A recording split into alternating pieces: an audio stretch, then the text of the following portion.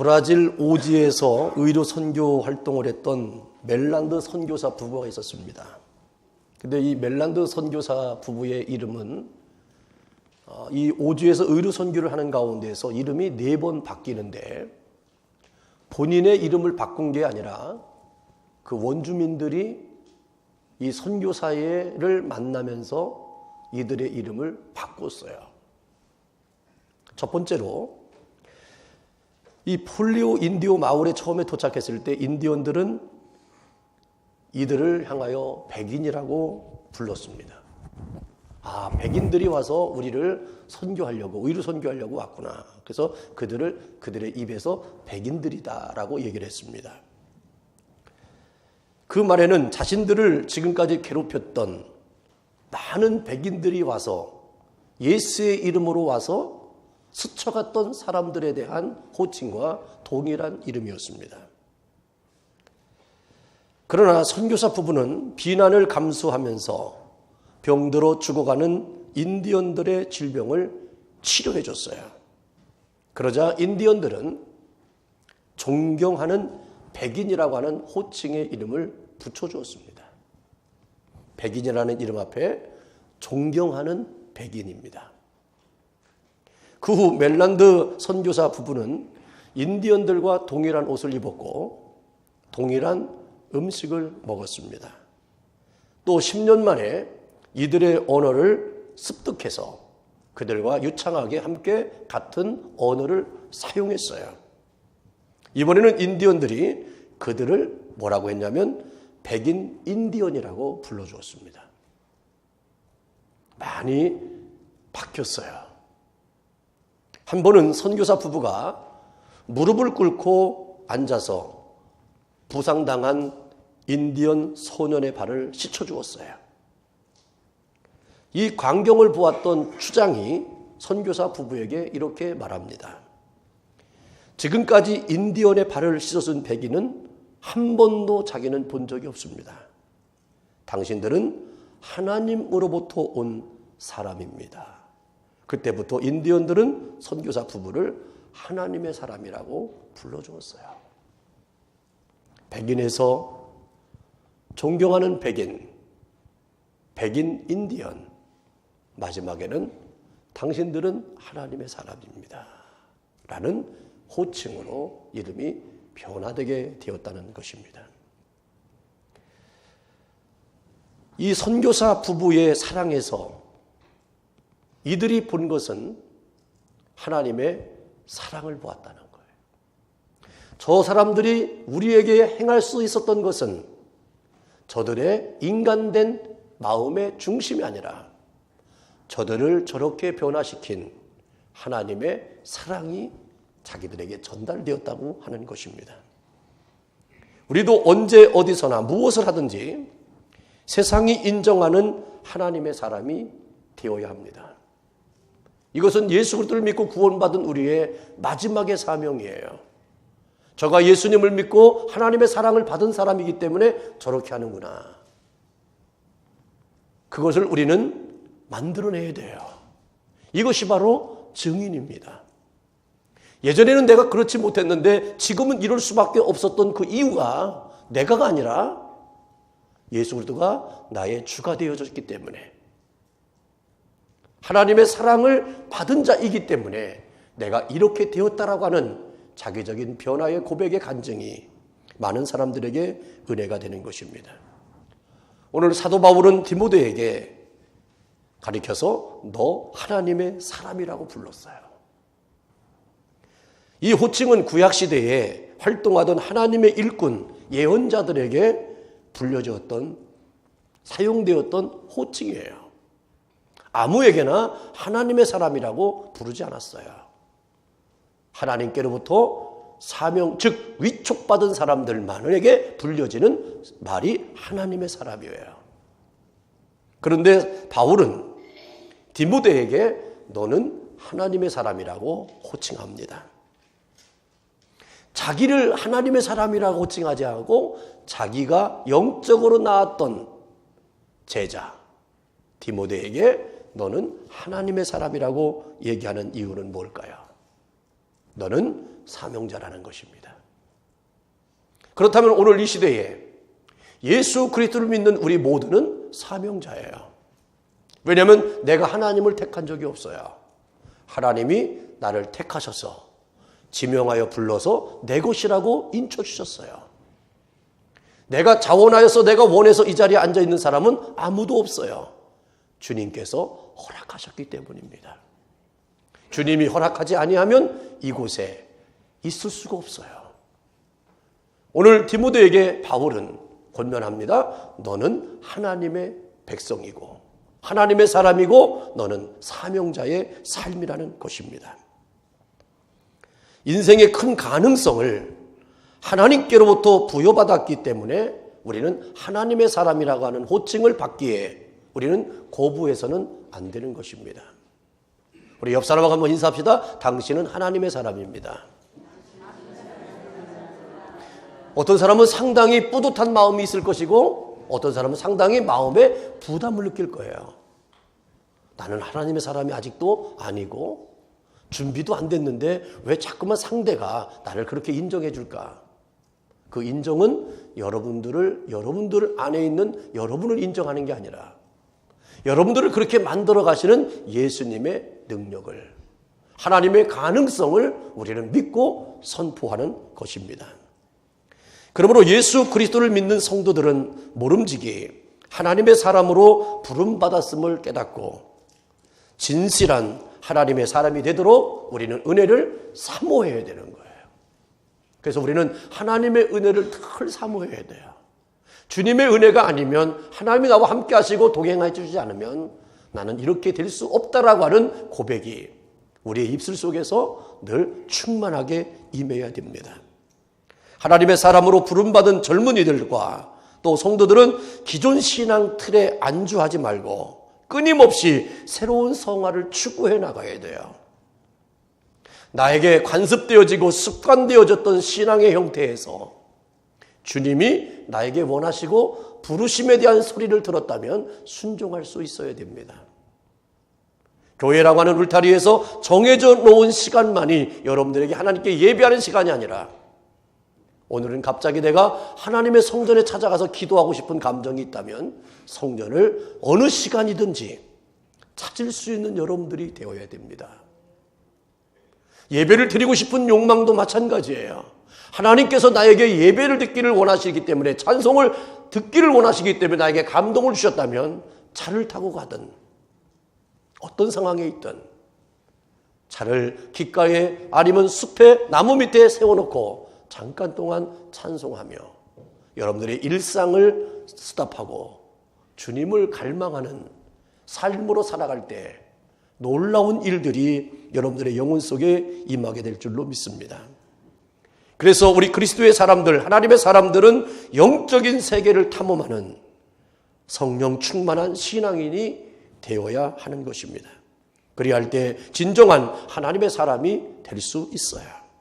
본문은 하나님의 사람이 구체적으로 살아가야 할 모습을 기록하고 있습니다. 하나님의 사람은 세 가지를 집중하라는 것입니다.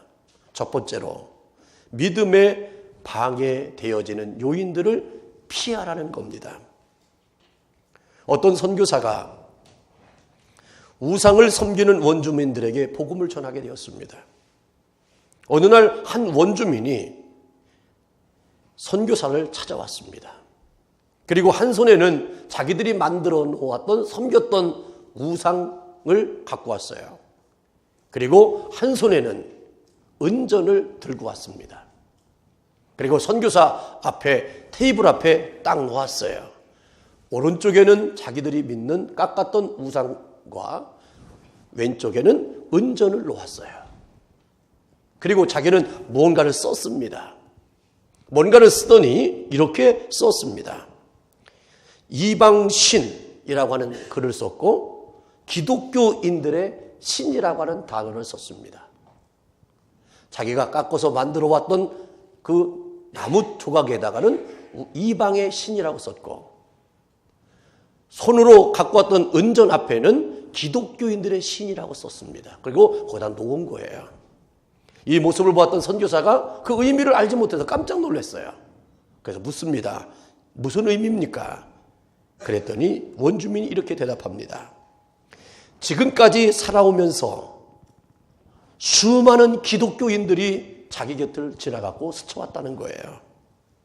기독교인들의 삶을 보았는데 한결같이 돈에 대하여 애착을 가졌으며 돈에 목숨을 거는 것을 자기는 수도 없이 보았다는 것입니다. 우리는 그렇게 돈에 대해서 탐닉하지 않습니다. 우리는 비록 이 작은 나무 조각으로 만들어준 이것을 우리는 마음으로 믿고 살지만 이것 때문에 우리는 평안을 얻지만 기독교인들은 돈이 없어지면 불안하기 시작하고 걱정하며 얼굴의 빛이 달라집니다. 그리고 돈이 조금만 더 생기면 이들의 얼굴은 천사와 같이 여유가 있더라고 그런 고백하는 겁니다. 오늘 디모데전서 6장 6절로 8절에 있는 말씀을 한번 찾아보십시오. 여기에 이렇게 되어 있습니다. 그러나 자족하는 마음이 있으면 경건이 큰 유익이 되느니라. 자족하는 마음만 있어도요, 경건에 큰 유익이 된대요. 자족하는 마음이 뭘까요? 여러분, 옆 사람을 왜 힘들게 하나요? 왜 옆 사람을 그렇게 달달 볶나요? 왜 옆 사람 보고 그렇게 돈을 더 벌어와야 된다라고 얘기하나요? 자족하는 마음이 없어서 그래요. 자족하는 마음은 어디서부터 출발한다고 그랬냐면요, 7절에 보세요. 우리가 세상에 아무것도 가지고 온 것이 없음에 또한 아무것도 가지고 가지 못하리니. 여러분, 이게 정말 맞아요? 가지고 온 것이 없어도 가지고 갈 건 있어야 되는 거 아닙니까? 인생의 성공자는 가져온 것이 없어도 뭔가 남기고 죽어야 성공하는 거 아닌가요? 근데 여기서 보면 우리에게 얘기합니다. 가지고 온 것이 하나도 없다는 거예요. 그리고 또 가지고 갈 것도 아무것도 없다는 거예요. 욥이 뭐라고 그랬습니까? 주신 자도 하나님이시고 취하시는 분도 하나님이실진데 어찌 내가 그 하나님을 원망하고 저주하겠냐 그래요. 그러면서 8절 말씀 보세요. 우리가 먹을 것과 입을 것이 있은즉 족한 줄로 알 것이니라. 저는요, 옷이 한 벌, 두 벌밖에 없는 사람이 옷 없다는 말을 하는 것을 들어본 적이 없어요. 옷이 많은 사람들이 하는 말이 옷이 없대요. 옷이 없다는 말은 입을 옷이 없다는 게 아니라 그 옷에 맞춰야 되는 유행에 맞는 일을 해야 될 것이 모자르다는 얘기예요. 여러분, 정말 우리가 밥을 하면요, 조금 모자르게 하면요, 사람들이 어떻게 할까요? 서로 눈치를 보면서 적게 먹어요. 그래서 남아요. 그런데 많다라고 생각하면 어떻게 합니까? 무조건 많이 갖다 놔요. 버리더라도. 그래서 나중에 보면 모자라요. 그리고 어떤 사람들은 막 백에다가 넣는 사람도 있어요. 옛날에 우리 어릴 때는요, 부모님들이 잔치집에 가거나 뭐 하면 뭘 싸우셨어요. 그때 싸우시는 것은 이유가 있어요. 먹을 때 목에 걸렸어요. 내 자식들이 집에서 굶고 있는데 못 먹는데 나만 먹으면 안 되겠다 해서 자식들을 생각하면서 못 먹은 자식들을 위해서 부모님들이 조금씩 싸우신 거예요. 그러나 오늘 이 시대에 여러분들이 싸가서 뭐 하시려고 그러세요? 그럴 필요가 사실은 없어요. 식당에 가서도 보면 음식이 남아요. 그래서 투구도 해달라고 그래요. 저도 우리 집사람이 요즘 없어서 어디 식당 가서 하면 남으면 좀 싸달라고 그랬어요. 근데 갖고 왔는데 냉장고에 지금도 열흘도 넘게 있어요. 새로운 것을 먹으려고 하니까 그거가 먹기 싫어지더라고요. 왜? 쓰레기를, 오물을 품고 다니고 왜 집으로 끌어들이나요? 반드시 먹을 일이 있고 먹어야 될 일이 있다면 가져오셔도 되지만 그 순간에 자기도 모르는 욕심 때문에, 그렇다면 우리는 삶을 바꿔야 된다는 거예요. 자족하는 마음이 어디서 오나요? 오늘 분명히 우리에게 자족의 마음의 출발은 입을 것과 먹을 것이 있으면 족한 줄 알라는 거예요. 우리는 그래서 너무 거부해요. 여러분들의 옷장에 옷을 한번 쫙 집에 가서 열어보십시오. 여러분들은 영화배우 같을 거예요. 여러분들 모델이에요. 여러분들 얼마나 대단한 분들이에요. 그래서 우리는 지금 여러분들이 자족하는 마음이 없다면 하나님께로부터 책망받을 거예요. 그래서 우리의 입에는 없다는 말과 못한다는 말은 예수 안에서 통용될 수 없는 언어임을 오늘도 결단하시기를 주의 이름으로 축원합니다. 그래서 오늘 말씀에 보면 이렇게 얘기하는 겁니다. 하나님의 사람으로 바르게 살려면 잘못된 것들에 대한 유혹을 피해야 된다는 거예요. 그 피해야 된다는 말에서 11절에 보면 피하라는 말은 디오케라고 하는 헬라어를 썼는데, 이 디오케라고 하는 말은 내몰다, 괴롭히다, 박해하다는 거예요. 즉 내가 하나님의 사람으로서 내 안에 있어서는 안 될 것, 내가 걸쳐서는 안 될 것, 내가 말해서는 안 될 것, 내가 생각해서는 안 될 것들이 있다면 이것들을 괴롭히고 박해해서 내모르라는 거예요. 피하라는 개념은 내가 떠나는 개념이 아니라 나에게 누더기로 붙어 있는 것들을 여러분들이 그거를 내어 쫓으라는 거예요.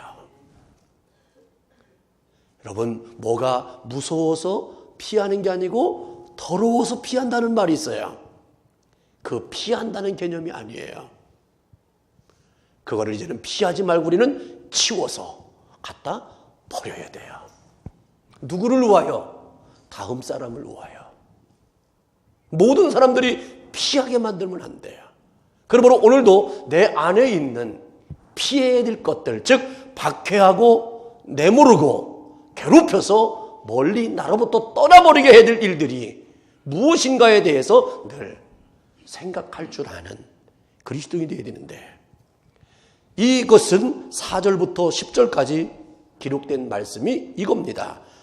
투기와 분쟁과 회방과 악한 생각을 비롯하여 돈을 사랑하는 마음들이라고 얘기합니다. 여러분들 안에 있는 투기심, 여러분들 안에 있는 이 분쟁, 다툼, 그리고 회방, 그리고 악한 생각, 그리고 일만하기 뿌리가 되는 돈을 사랑하는 그 마음을 여러분들이 피하라는 거예요.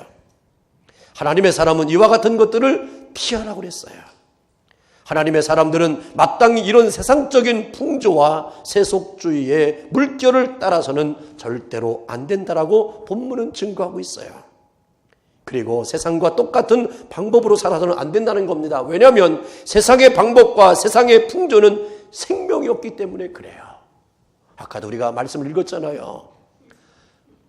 가져오고 올 때, 내가 태어날 때 가지고 온 것이 아무것도 없대요.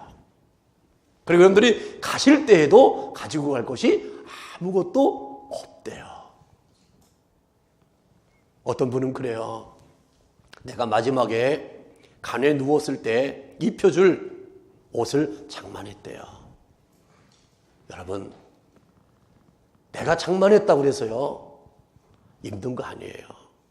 마지막에 이거 입혀달라고 갖다 주는 사람에게 결정되어 있어요. 여러분, 바꿀 수 있어요.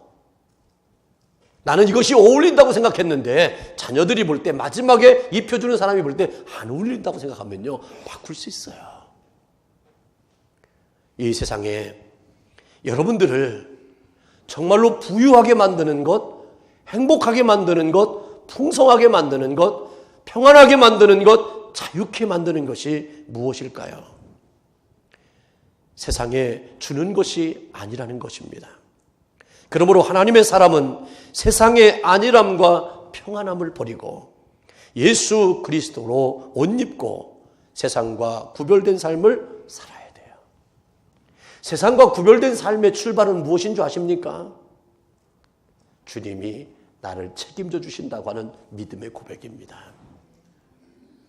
하나님이 나의 인생을 인도하시고 주의 영광을 드러내기를 하나님이 역사하실 거라고 하는 믿음의 선언이에요.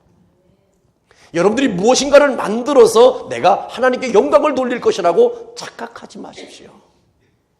내가 만드는 것은 하나님이 기뻐하지 않을 수 있습니다. 왜 아벨과 아벨의 제물을 하나님 받으시고 가인과 가인의 제물은 하나님이 연락하지 않았을까요? 가인은요, 자기가 만든 것을 드렸어요. 아벨은요, 하나님이 하라는 것을 드렸어요. 어찌 내가 하나님보다 우위가 될 수 있을까요? 하나님은 그런 역사를 이루지 않아요. 오늘 여러분 피해야 될 것이 뭡니까? 여러분들이 예수 그리스도를 믿고 하나님의 사람이 되어지는 삶을 살아가는 가운데 여러분들 마음속에 힘들게 하는, 어렵게 하는 것들이 무엇입니까? 이것들을 피하라는 거예요. 피하라는 말은 내몰다, 괴롭혀서 나를 떠나게 하고 박해해서 나에게 가까이 오지 못하게 하라는 거예요. 이런 일들이 여러분들의 삶에서 있어지기를 바랍니다. 그래서 오늘 이후부터 여러분들이 믿음 생활하는 일에 나에게 방해가 되는 일은 한 가지도 없어야 돼요. 내가 주께로 가는데 방해되는 게 하나도 없어야 돼요. 내가 하나님 앞에 예배하는 곳에, 찬양하는 곳에, 기도하는 곳에 주의 영광으로 들림받고 쓰임받는 통로가 되어지는 일에 막힌 것이 없어야 돼요. 주님이 하시기를 원하시면 하세요. 이렇게 통로만 되어지는 여러분들의 삶이 되기를 주의 이름으로 축원합니다. 두 번째로요, 믿음의 덕목을 쫓아야 한다는 것입니다.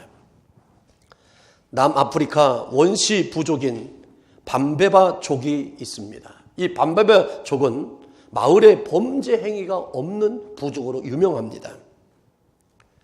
그 이유가 있어요. 사람이 모이는 곳에 어떻게 죄가 없을 수 있겠어요?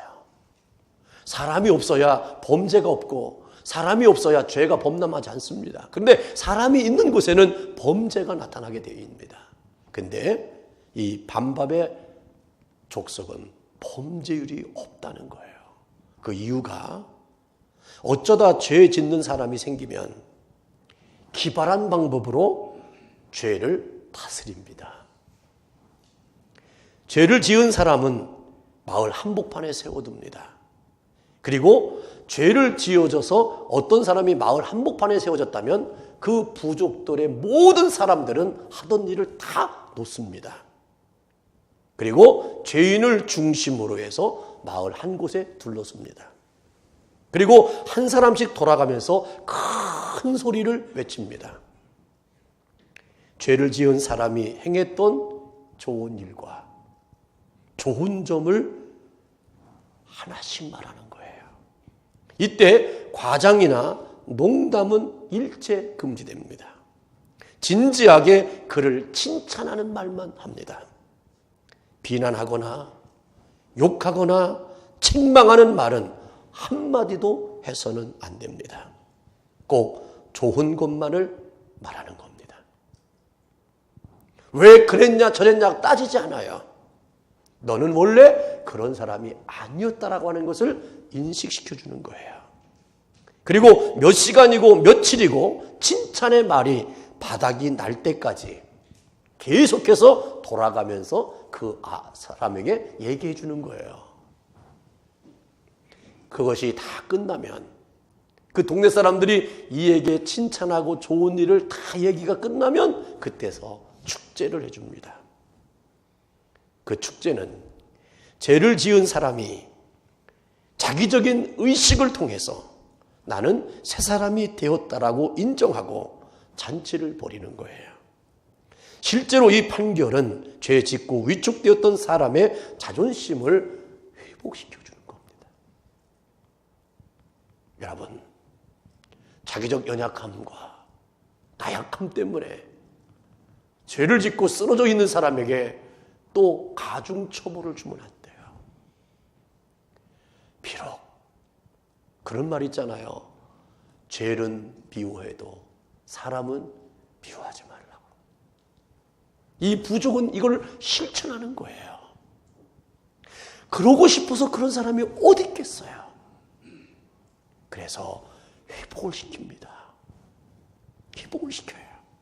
그리고 새 사람이 되어 이웃의 사랑에 대해서 나는 앞으로 정말로 사랑하며 감사하며 존경하며 이 마을 공동체를 위해서 삶을 살겠노라고 하는 눈물의 결심이 흘러나올 때까지 그를 축복하고 축하를 해줍니다. 이런 행위가 이 부족에 있으면서 이 부족에는 죄를 저지르는 사람들이 없게 된다는 사실을 통계학적으로 나왔어요. 하나님의 사람은 소극적인 면보다는 적극적인 면을 추구해야 돼요. 즉 단점보다는 장점을 보고 말해야 돼요. 하나님은 여러분들에게 장점을 더 많이 주셨지 단점을 많이 준 사람은 없어요. 그런데 주변 사람들이, 내가 만나는 사람들이 나에 대해서 어떻게 보느냐에 따라서 내가 결정되는 것이 아니에요. 이제 우리는 하나님의 사람들입니다. 하나님께로부터 나에게 주어진 장점을 내가 볼 수 있는 눈을 달라고 기도하시고, 내 주변에 만나는 수없는 모든 사람들이 나를 향하여 볼 때에 하나님 단점은 감춰주시고 장점만이 보여져서 나를 하나님의 사람으로 살아갈 수 있도록 은혜를 베풀어 달라고 우리는 기도해야 돼요. 오늘 여러분들의 언어 속에 누구에 대해서 얘기할 때 여러분들은 단점을 얘기하는 사람입니까? 아니면 장점을 얘기하는 사람입니까?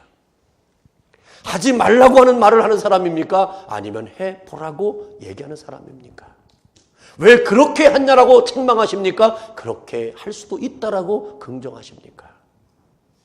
우리 하나님의 사람된 여러분들은 믿음의 덕목을 쫓아서 살아야 되는데, 이 믿음의 덕목에 보면 11절에는 이런 말씀이 있어요. 의와 경건과 믿음과 사랑 그리고 인내와 온유라고 하는 6가지의 단어가 있어요. 의는 뭡니까? 하나님과 나와의 바른 관계를 이루는 데 필요한 덕목이에요. 예수님을 믿는 순간 하나님께 받는 놀라운 축복은요, 의롭다함을 얻는 거예요. 여러분들이 예수 그리스도를 믿음으로 말미암아 하나님께로부터 받는 축복은 의롭다 하심이지요. 건강도 아니고요, 물질도 아니고요, 명성도 아니고요, 뭔가 성취도 아니에요. 여러분들의 비즈니스가 잘 되는 것도 아니에요. 그렇게 해석하면 예수 없는 사람들도요, 우리보다 더 잘 되는 사람들을 어떻게 설득하려고 그래요? 아무리 믿음으로 사는 사람이라 할지라도 그게 안 되는 길을 경험하면 어떻게 할 거예요? 잘 되고 안 되는 것은 은사일 뿐이에요. 잘 되게 하신 이유는 하나님께 더 영광을 돌리라고, 안 되면 그거 접고 다른 거 하라고 하는 하나님의 사인인 거예요. 거기에 집착할 필요는 우리는 아무것도 없어요. 그러므로 의는 하나님께서 나를 의롭다라고 인정해 주시는 축복이죠. 의가 하나님과의 관계를 강조하는 덕목이라면 경건은 하나님을 향해 가는 삶의 자세예요. 즉 예수님을 닮아가는 인격적인 특성을 얘기하는 겁니다. 그래서 의와 경건을 하나로 묶는 거예요. 하나님이 나에게 의로움을 인쳐주셨다면 나는 예수 그리스도를 닮아가는 경건을 하나의 쌍으로 보는 거예요. 두 번째는요, 믿음과 사랑이라고 엮었어요. 의가 없는 경건이 있을 수 없는 것처럼 믿음이 없이 사랑은 있을 수 없습니다. 여러분들이 하나님을 사랑한다고 할 때 믿음이 전제되는 거예요. 여러분들이 옆 사람을 사랑할 때, 남편을 사랑하고 아내를 사랑하고 자녀를 사랑하고 친구를 사랑할 때 거기에는 믿음이 전제되는 거예요. 그런데 하나님이 나를 향한 사랑은 숫자에 있지 않아요. 계산에 있지 않아요. 자기적인 생각에 빠지지 않아요. 조건에 있지 않아요. 여기에 우리의 믿음과 사랑에 문제가 있어요. 우리는 숫자와 조건과 상황이 달려있기 때문에 어려운 거예요. 그래서 믿음의 덕목에 믿음과 사랑을 하나로 엮은 의미를 우리는 알아야 돼요. 믿음과 사랑은 예수 그리스도를 주로 믿는 자신에게 있어야 될 덕목이에요. 여러분, 내 스스로 믿음은 옆 사람의 반응과 행위에 따라 결정되는 것이 아니라 내 믿음은 나에게 있는 믿음이에요. 여러분, 옆 사람의 행위 때문에 여러분들의 믿음이 파손되지 않기를 바랍니다. 그거는 조건 때문에 내가 믿는 거예요. 여러분, 존재로 믿어지셔야 돼요. 아내라고 하는 존재, 남편이라는 존재, 자식이라는 존재, 성도라는 존재, 우리 믿음의 울타리라는 존재에 대한 믿음인 것이지, 그가 어떠한 것을 갖추고 어떤 것을 하면 내가 믿고 안 믿고가 결정된다면 그건 진정한 믿음이 아니네요. 사랑도 마찬가지입니다. 사랑은요, 이유가 붙이지 않아요. 고린도서 13장 7절에 보면 사랑은 모든 것을 참으며 모든 것을 견디며 모든 것을 믿으며 모든 것을 견뎌내느니라 그랬어요. 여러분, 모든 것이에요. 어떤 건 빠지고 더해지는 게 아니에요. 모든 거예요. 그냥 다 이뻐 보이셔야 돼요. 아멘. 옆 사람한테 인사합시다. 다 사랑스럽네요. 다 사랑스러워 보여야 돼요. 믿음이 있으면요, 다 사랑스러워 보여요. 그래서 이거를 하나로 묶는데 이거는 내 안에서 발생하는 거예요. 의와 경건은 하나님과 나와의 관계요, 믿음과 사랑은 내 안에 품겨진 것이에요. 그런데 마지막으로는 뭐예요? 인내와 온유를 얘기해요. 이거는, 이 덕목은 우리를 둘러싸고 있는 상황에 관계된 것들이에요. 우리를 둘러싸고 있는 여러 가지 상황 속에서 얼마나 그리스도인답게 인내하고 있습니까? 인내는요, 다른 사람과의 관계에서 온유로 드러나게 됩니다. 인내 없이 온유함을 나타내는 것은 절대로 불가능합니다. 그러니까 여러분들이 인내하면 인내할수록 온유가 드러나요. 그래서 우리가 참는데 죽기까지 참는 거예요. 참기로 생각했다면 언제까지 참는다? 죽기까지 참는 거예요. 여러분들의 환경과 조건과 관계성 속에서요, 내가 이 사람에 대해서 인내하기로 했다면 끝까지 인내하는 거예요. 거기에 이렇게 하라 저렇게 하라 토를 달지 않아요. 이미 이 사람은 나에게 속한 사람이고 내 마음에 품겨진 사람이라면 우리는 끊임없는 인내와 결론의 온유함으로 나타나는데, 그 온유의 반응은 상대에게 나타나는 거예요. 그 저가 참고 참는 모습을 보면서 내 마음에 미안함이 생겨요. 내가 반성을 하게 되어 내를 도돌아보게 돼요. 내가 이러면 안 되는데, 내가 해도 너무했구나, 나 같은 사람이라면서 회개하는 자리로 옮겨놓는 그런 모습으로 만들어가는 거예요. 그러므로 인내와 온유는 상황과 환경에 요구되는 그리스도인의 덕목입니다.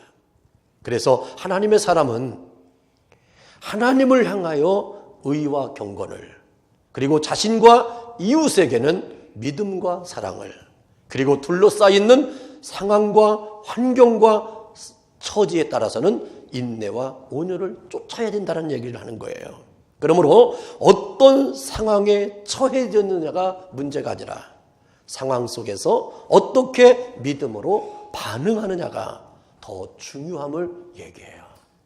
오늘 여러분들이 하나님의 사람이라면 내가 어떤 반응을 해야 되는지를 오늘 깊이 고민해야 돼요. 그래서 예수님이라면 어떻게 하셨을까? 이거를 우리는 질문하고 대답을 찾아야 됩니다.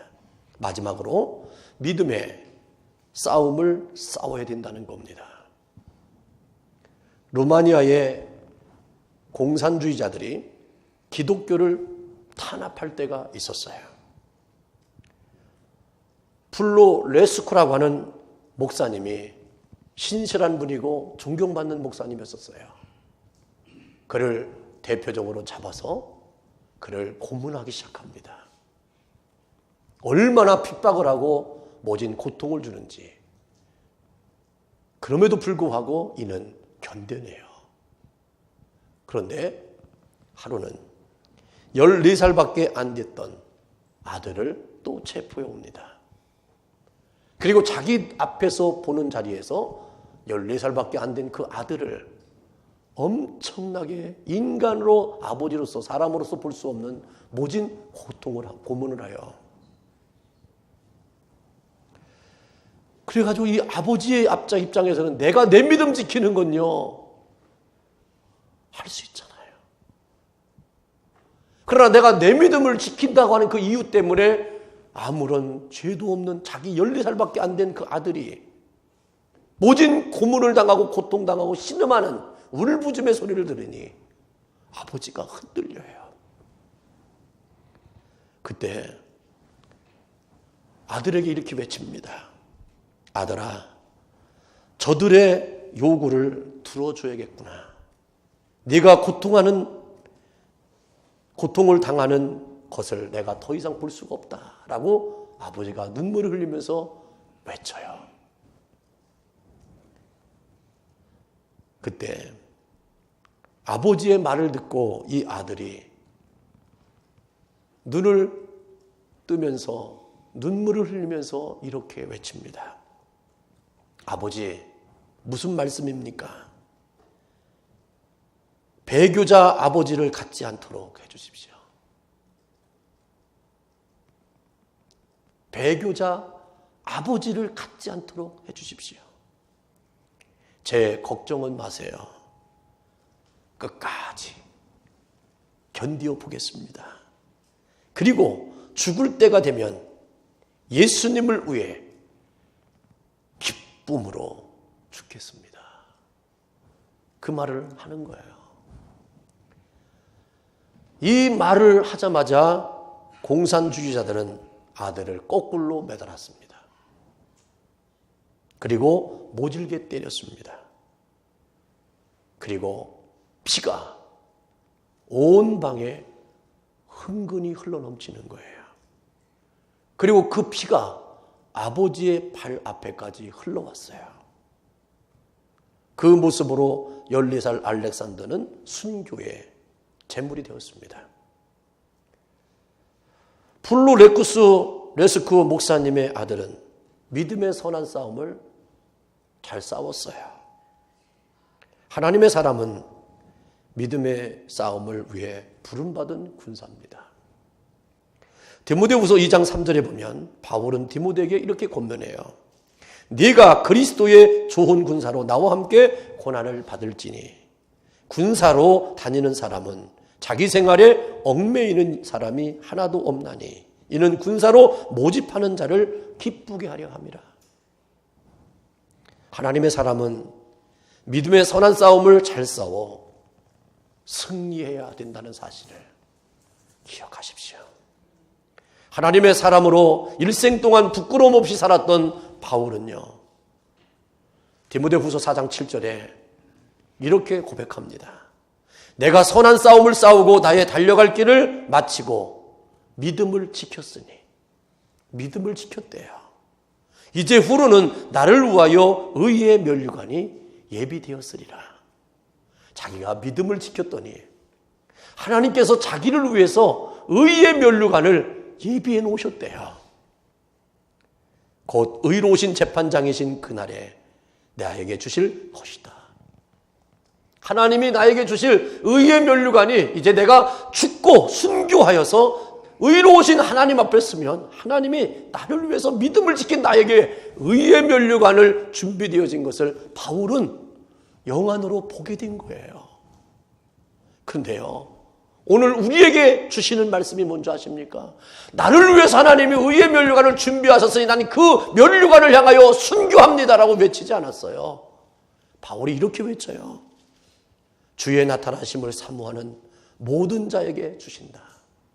오늘 이 시대에 우리가 들어야 될 것은 바로 뭐냐면 바울이 그토록 믿음을 지킴으로 말미암아 의의 면류관이 자기를 위해 준비된 그 하나님은 오늘 이 시대에도 내가 믿음을 지키고 삶을 살아가면 믿음의 선한 싸움을 싸우기를 작정하여 살아가는 모든 그리스도의 나타나심을 사모하는 그날을 바라보면서 그날의 하나님의 영광을 경험하기를 갈망하는 모든 자에게 나와 같이 의의 면류관을 준비한다 하셨던 것이죠. 믿음의 싸움은요, 선한 싸움이에요. 믿음의 선한 싸움은요, 반드시 이겨야 돼요. 그래야 하나님을 영화롭게 할 수 있어요. 찬송가 543장 저 높은 곳을 향하여 라고 하는 찬송이 있지 않습니까? 사람들은 1절과 2절을 다 좋아해요. 근데 그 찬송의 3절 가사는 믿음의 선한 싸움을 싸워야만 된다고 하는 것을 얘기하고 있어요. 거기에 가사는 바로 이겁니다. 험하고 높은 이 길을 싸우며 나아갑니다. 다시금 기도하오니 내 주여 인도하소서. 주여, 우리는 험하고 높은 이 길을 우리는 싸우며 가는 거예요. 험하고 높은 이 길. 십자가를 짊어진 사람이 어찌 휘파람에 불 수 있는 여유가 있고 얼굴을 평안함으로 말미암아 그 십자가를 질 수 있는 사람이 어디 있겠어요? 우리는 몸부림치면서 우리는 그 길을 걸어가는 사람이에요. 그래서 우리는 주님 앞에 간구합니다. 다시금 기도하오니 내 주여 나를 인도하세요. 끝까지 그 믿음의 선한 싸움을 싸우며 살아갈 수 있도록 주여 나를 인도해달라는 거예요. 나를 지켜달라는 거예요. 여러분, 내 믿음요, 내가 지킬 수 있는 사람은요 없어요. 그거는요 그냥 랄랄랄라는 신앙은 할 수 있어요. 그러나 십자가를 지고요 험한 길을 가고 그 길을 가는 사람은요 주님이 나를 도와주시지 않으면 내가 믿음 못 지켜요. 순교의 자리에 섰을 때요 내가 내 믿음 지킬 수 있다고요? 아니에요. 주님이 나를 인도해 주셔야 순교의 제물이 될 수 있어요. 14살 그 알렉산더가요 무슨 대단한 믿음이 있어서 아버지 앞에 그런 말을 할 수 있고요 자기가 순교의 제물이 될 수 있었을까요? 그가 가능한 것은요 하나님이 그를 지켜주셔서 그래요. 오늘 우리는 믿음의 선한 싸움을 싸우는 사람, 하나님이 우리를 지켜주셔야 돼. 하나님이 우리를 인도해 주셔야 돼. 여러분들이 생업의 현장에서 학교에서 어떤 곳에 있든지요 여러분들을 지켜주시는 주님의 은혜가 있지 않으면 여러분들은 못 감당해요. 그래서 하나님이 함께하지 아니하면 나는 망할 수밖에 없어요. 나는 하나님이 함께하지 않으면 나는 타락할 수밖에 없어요. 하나님이 나를 도와주지 않으면요 나는 그 길을 걸어갈 수가 없어요. 선한 싸움을 싸우는데 주님이 나는 필요합니다. 오늘도 우리는 외쳐야 돼요. 오늘도 하루의 삶을 시작할 때마다 우리는 외쳐야 돼요. 나는 주님이 필요합니다. 나는 주님의 도우심을 갈망합니다. 내가 여호와를 앙망함으로 말미암아 나에게 새 힘을 주실 것을 나는 갈망합니다라고 고백할 때 하나님은 놀라운 일들을 여러분들에게 허락하실 거예요. 여러분, 이제 오늘 우리는 말씀을 통해서 여러분들에게 불려준 호칭이 뭐냐? 하나님의 사람이에요. 여러분들 하나님의 사람으로 남은 인생의 여정을 살아가시기를 주님의 이름으로 축원합니다. 기도하겠습니다. 믿음에 방해되는 요소들을 과감하게 피하는 자 되게 하여 주시기를 원하며 믿음의 덕목들을 쫓으며 믿음의 싸움을 싸워 오로지 성경이 제시하는 하나님의 사람의 길을 걷게 하여 주옵소서. 그리하여 세상으로부터 하나님의 사람이라고 불려지는 복된 성도들이 교회가 되어줄 수 있도록 은혜를 베풀어 주시기를 원합니다. 내가 나를 인정하는 것이 아니라 정말로 믿지 않는 사람이라 할지라도 또 믿는 사람이라 할지라도 그들의 입에서 하나님의 사람이 되어졌음을 선포하고 고백하고 들려주는 아름다운 거룩한 공동체, 하나님이 기뻐하는, 그래서 예비하심에 예비된 곳에 들어갈 줄 아는 믿음의 교회와 온 성도들로 복의 복을 더하시기를 예수님의 이름으로 기도하옵나이다. 아멘.